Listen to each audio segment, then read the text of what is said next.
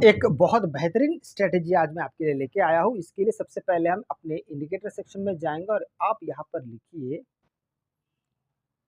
Moving average ribbon.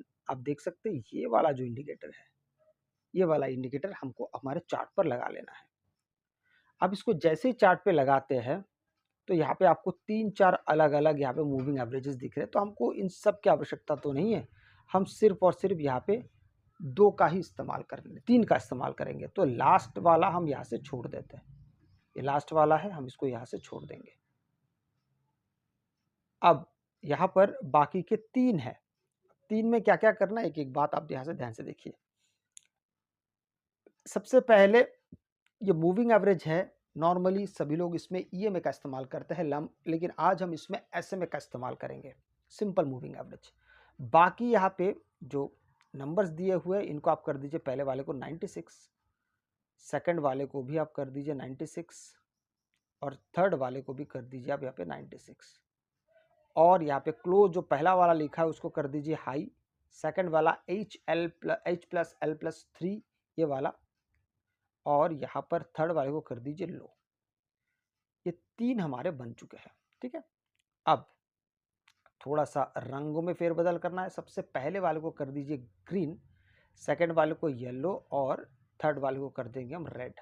बस इतना ही करना है। अब इतना करने से मार्केट देखिए आपको भी कितना ज़्यादा खूबसूरत दिखाई देता है। मार्केट आपको यहाँ से कितना ज़्यादा सही समझ में आता है। अब सिर्फ इतने से तो काम चलेगा नहीं, अब हमें यहाँ पे थोड़ा सा और काम करना पड़ेगा कि मार्केट आपको किस तरीके से यहाँ पे चीज़ें समझा सकता है, चीज़ें दिखा सकता है। आइए उसके ऊपर अभी हम बात करते हैं। जैसे देखिए इस इलाके में आप जैसे पहुंचते हैं तो यहाँ पे हर बार सपोर्ट और रेजिस्टेंस को ढूंढ के हमको काम करना है।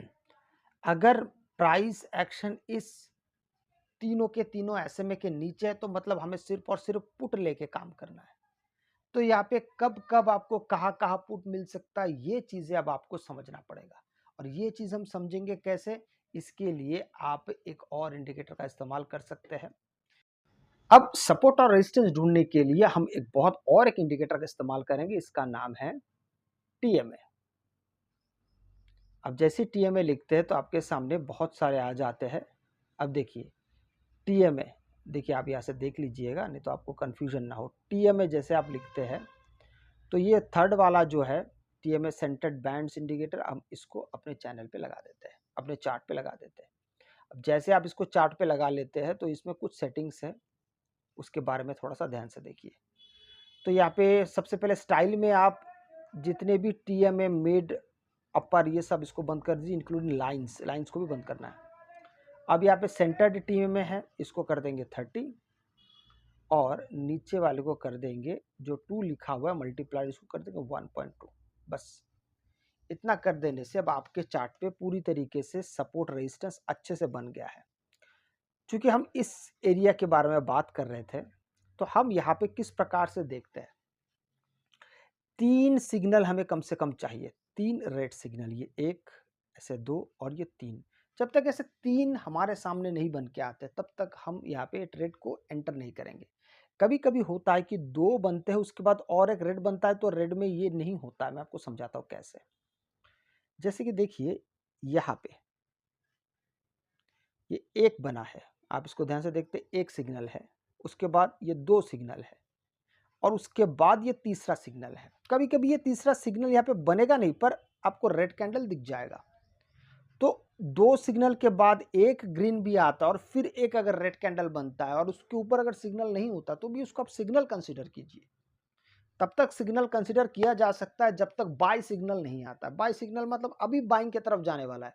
लेकिन अगर कभी सिग्नल ऐसा नहीं आता है सेकंड के बाद तो उसको आप कंसीडर कर सकते कि हाँ, कभी कभी फर्स्ट के बाद भी नहीं आता है, एक सिग्नल बन गया उसके बाद फिर बाय सिग्नल तो बना नहीं पर एक रेड कैंडल बना है, मतलब एक कैंडल ग्रीन के बाद एक रेड कैंडल बना है, फिर एक ग्रीन कैंडल के बाद और एक रेड कैंडल बना है। तो ऐसे में भी आप इसको इस्तेमाल कर सकते हैं।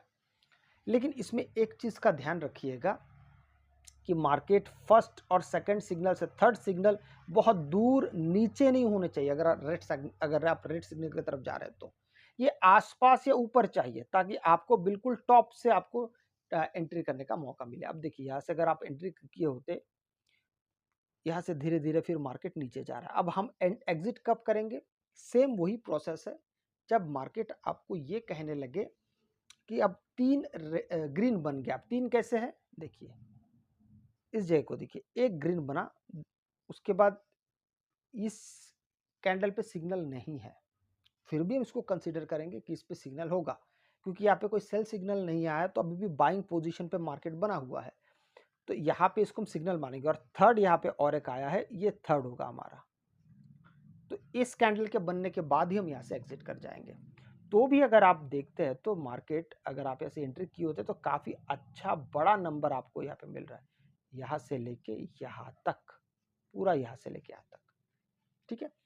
अब फिर से आपको दोबारा यहाँ से सिग्नल अगर मिल रहा है, आप चाहते हैं तो टीएमए में भी जाके आप उसमें फेरबदल कर सकते हो। वो तो मैंने आपको एक वैल्यू बता दिया कि स्टैंडर्ड वैल्यू 30 और 1.2, आप चाहे तो 30 के बाद फिर 1.2 ना रख के 0.8 भी रख सकते हैं उसमें भी, पर उसमें होता ही है कि फ्रीक्वेंटली सिग्नल्स मिलते हैं। फिर अब यहाँ पे फिर से एक सिग्नल बना है, आप यहाँ से भी फिर एंटर कर सकते थे। इसी तरीके से बाइंग साइड में भी ऐसे ही होगा। बाइंग साइड में क्या होगा, अब देखिए यहाँ पे मार्केट सीधा सीधा सीधा चलते जा रहा है, ठीक है, यहाँ पे मार्केट सीधा सीधा सीधा चलते जा रहा है, लेकिन यहाँ पे सिर्फ और सिर्फ आपको सेल सिग्नल दिखाई दे रहा होगा जब ये करंट मार्केट में चल रहा था। क्यों? क्योंकि ये जब सीधा सीधा चलता है तो सिर्फ रेड सिग्नल बनते हुए जाते हैं।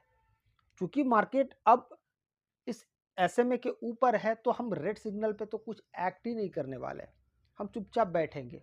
या फिर अगर आपने यहाँ पे एंट्री की होती यही कहीं, तो फिर यहाँ से आप फिर से वेट करके अपने हिसाब से देख सकते थे।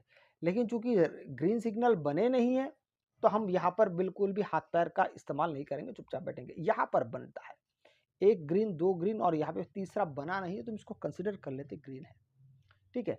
अब यहाँ से देखिए फिर से मार्केट आपको 3 रेड सिग्नल के पास, यहाँ पे आप जाके एग्जिट कर सकते हैं।